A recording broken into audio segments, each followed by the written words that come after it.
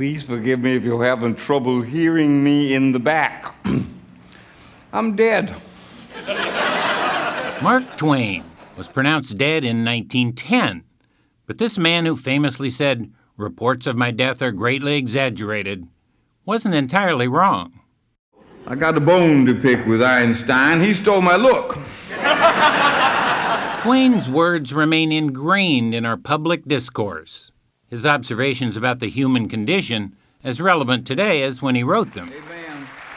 I say, politics is just show business for ugly folk.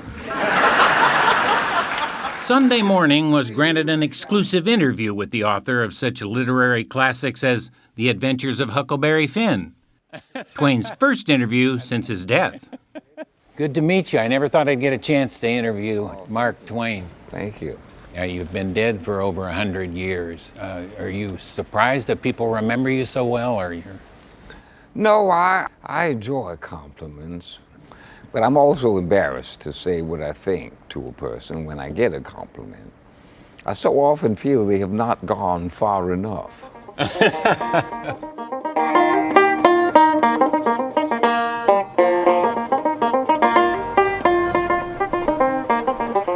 They've probably gone far enough now in his hometown of Hannibal, Missouri. Twainiacs come to see the childhood home of Mark Twain and a replica of Tom Sawyer's fabled fence.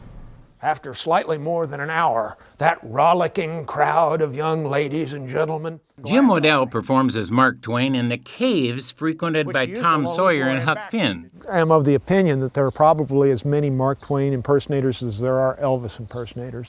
And that ram grandfather got from a filler up in Siskiyou County. Richard Gary has been portraying Mark Twain for 40 years. He's dealing with our problems in Huckleberry Finn. In one sense, he would update it if he was writing today, but he could write about the same subject material, because in Huckleberry Finn, you have substance abuse, you have child abuse, you have racism. Hannibal is also the birthplace of Mark Twain's disdain for authority, which began when a teacher asked, Are there any idiots in the room? And if there are, to please stand up. Well, she was staring right at me. So after quite a long silence, I stood up. Oh, my, then, young Sammy Clemens, why do you think you are an idiot? I said, actually, ma'am, I don't. I just hate to see you standing up there all by yourself. This Mark Twain is film actor Val Kilmer. You're everyone's problem. Yes, that Val Kilmer. Gentle rain. And that. Me. And that. The bat signal is not a beeper. And even that Val Kilmer.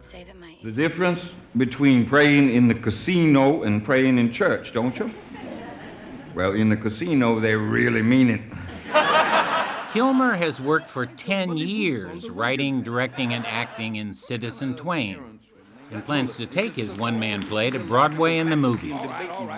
In many ways, he was America's first great stand-up comedian.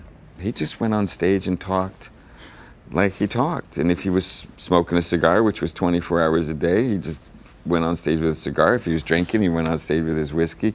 And no one ever did that before. if you lived today, do you think you'd have a television show, or what do you think? I could see a two-hander with me and Oprah.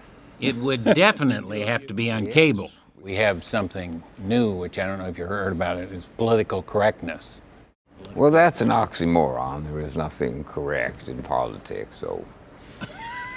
Twain spoke his mind on all those things you're not supposed to bring up at the dinner table, such as religion. If Christ were alive today, there is one thing he would not be. That is a Christian.